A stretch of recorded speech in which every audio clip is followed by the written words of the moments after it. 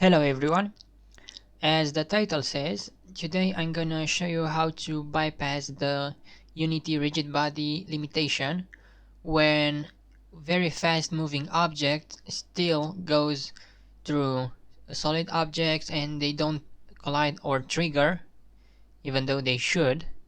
So what I've made here, it's a simple scene, 5 spawners and 5 walls. The walls have just a target as a tag, and the spawner has just a speed and a bullet, so from up to down. This one is 50 speed, the other will spawn at 100, 150, 250 and 500 speed, so you can actually see the difference. And the bullet is just a game object, a sphere with layer bullets, so sphere collider, that is trigger, because I usually use trigger for bullets. Okay, and then just a bullet script. The bullet script though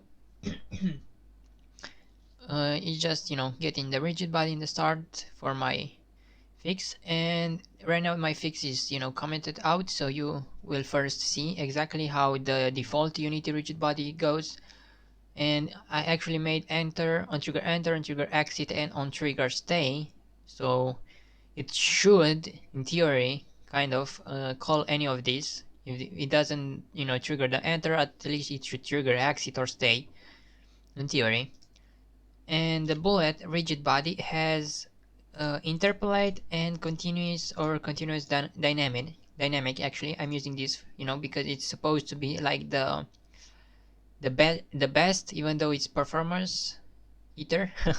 It can detect at high speeds the collision, the triggers, but you will see very soon that it actually doesn't. So you will see right here, so this bullet and this bullet and this bullet, it actually detects, but those two from down here, you can actually see that they goes past through it. So if we go right now, okay, let me see.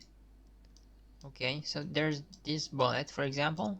The other one just passed through this one.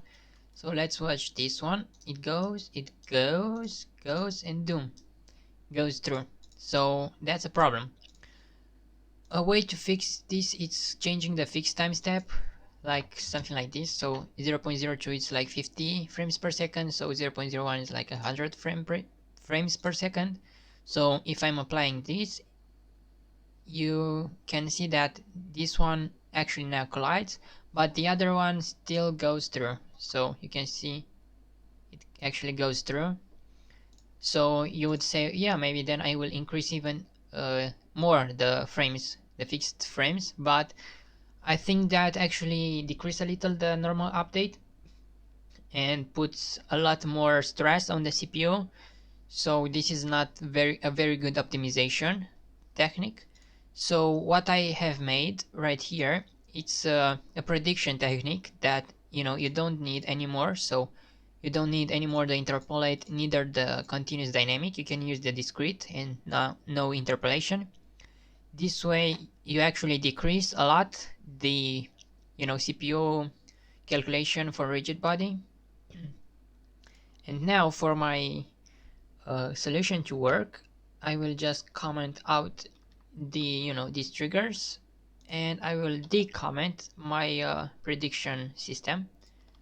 So first in the start, I'm calling for the prediction, to make sure, like if the bullet is very close to the wall, like you're shooting very close to the wall, it still predicts fine.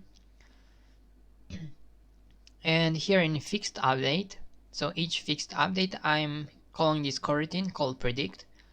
It just make a prediction based on the current position and the velocity, and it use fixed delta time. So because it's called every fixed update, the prediction it's about 90%.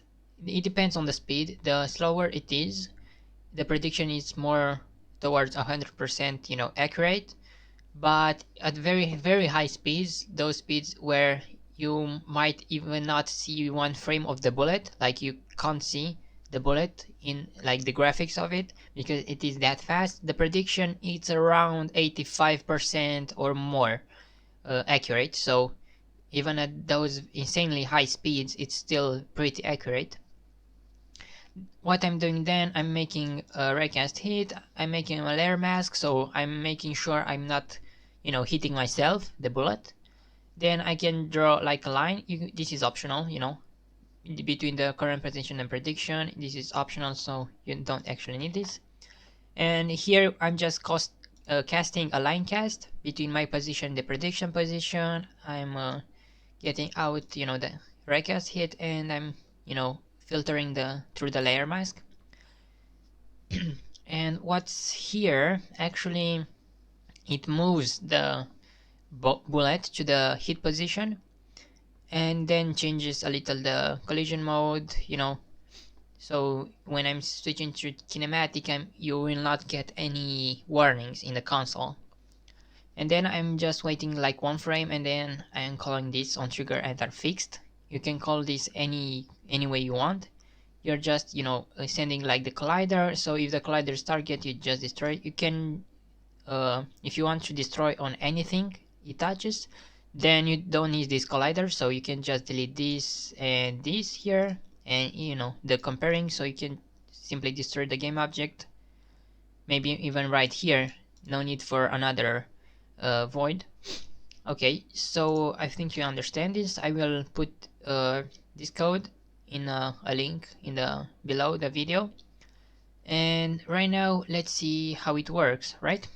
So let's go to Unity, let it compile. Okay, it did compile, so we are on the script, no interpolation, and you know, it's best to use 0.01, you know, for anything. So 100 frames per second, unless you go for mobile. Then for mobile, I suggest you leave it at 0.02 or whatever the default is for mobile. Okay, so right now my bullet, you'll see it will now not go past the collider, not even in the last one. So let me example this. So you can see here, and I will show you what this actually does, you know, moving it to exactly the collision point. So right now, even, you know, you saw that each frame it moves around, I don't know, this distance. So in the next frame it should be past the collider, and without this line of code it will it would just disappear right here into thin air and call the collision, you know, this void. But because of that delay of 1 frame, you can actually see, you know, instead of seeing it here, you can see it here where it actually collides, you know. So it actually looks a little natural, you know, a little more natural. So you can see right now that it actually doesn't go past 500. If I'm calling this even at, I don't know, 2000. Oh, sorry. Okay. Even at 2000, you can actually see after every bullet has collided, there's no bullet left. So you can actually see right here, it still collides at very high speeds. So yeah, this is my my fix for this issue, just using this prediction. And I'm very sure my kind of prediction code, it's actually a lot more optimized than using continuous dynamic, because I think this uses a lot of processing power of the CPU. Yeah, so this is the fixing. So for anything, you can write me down in the comments, any other issues you have or something like that, and I will provide you the link with the code below. Okay, and thank you for watching, and I will see you next time. Have a good day. Bye.